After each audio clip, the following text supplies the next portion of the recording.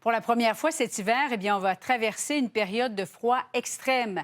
Les ressentis pourraient d'ailleurs dépasser les moins 40 dans certaines régions.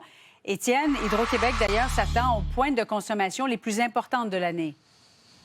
En raison de ces températures glaciales attendues lors des prochains jours, Julie, donc selon les projections de la Société d'État, c'est lors des prochains jours, entre dimanche et mercredi, que les demandes d'électricité seront les plus fortes.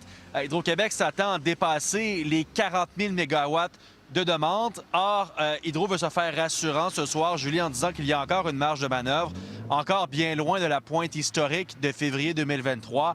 À ce moment, 43 000 mégawatts avaient été demandés par les Québécois. Quand même, la collaboration de la population qui est demandée lors des prochains jours pour tenter d'atténuer la pression sur le réseau électrique. Parmi les gestes que vous pouvez poser à la maison, par exemple, baisser la température d'une pièce d'1 ou 2 degrés que vous n'utilisez pas, peut aider à faire une différence. À quel moment baisser l'électricité? Quels gestes vous pouvez poser également et à quel moment pour tenter d'éviter qu'il y ait des bris de service lors des prochains jours? On peut écouter à ce sujet Sandrix Bouchard d'Hydro-Québec.